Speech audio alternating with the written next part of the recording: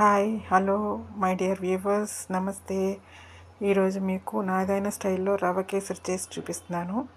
బాణీ పెట్టుకుని 2 స్పూన్స్ నెయ్యి వేసుకోవాలండి. అందులో బొంబాయి రవ్వ వేసి మంచి స్మెల్ వచ్చే వరకు ఫ్రై చేసుకోవాలి. నేనైతే ఈ రవ్వలో ఎలాచీ కూడా మిక్స్ చేసి ఫ్రై చేస్తున్నాను.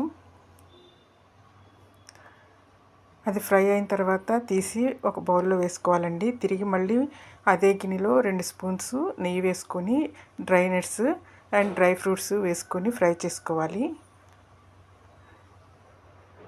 ఇవి దోరగా వేగిన తర్వాత తీసి మళ్ళీ బౌల్లో వేసుకోవాలండి. ఇవి కూడా మంచి స్మెల్ వచ్చేంత వరకు మనం ఫ్రై చేసుకోవాలి.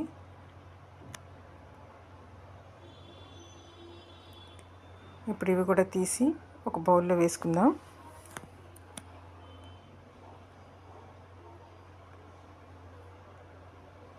అదే బాణీలో 2 స్పూన్స్ ఆయిల్ వేసుకుంటున్నానండి. అందులో 2 గ్లాసెస్ వాటర్ వేసుకున్నాను. నేను 1 గ్లాసు బొంబాయి రవ్వ తీసుకున్నానండి, దానికి 2 గ్లాసెస్ వాటర్ తీసుకున్నాను.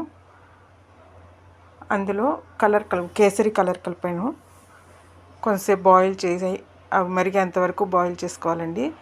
మనం వేపి పక్కన పెట్టుకున్న బొంబాయి రవ్వ ఏదైతే ఉందో అది అందులో వేసి ఉండలు కట్టకుండా మంచిగా కలుపుకోవాలి.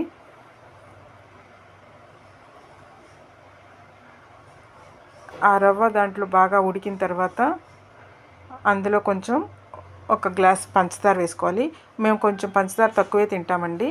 ఎక్కువ కావాలనుకున్న వాళ్ళు కొంచెం ఎక్కువ వేసుకోవచ్చు. అది అంత దగ్గరగా ఉడికి గిన్నెకి అంటుకోకుండా బయటికి రావాలండి. కావాలంటే ఇంకొక 2 స్పూన్లు ఆయిల్ వేసుకొనైనా ఇలా ఉడికించుకోవాలి.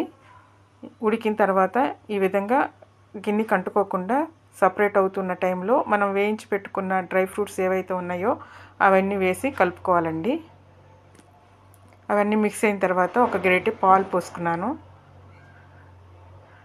పాలు పోసుకుంటే కొంచెం టేస్ట్ ఎక్కువ వస్తుంది, అందుకని కొంచెం పాలు పోసుకున్నాను, ఒకే ఒక గరిట.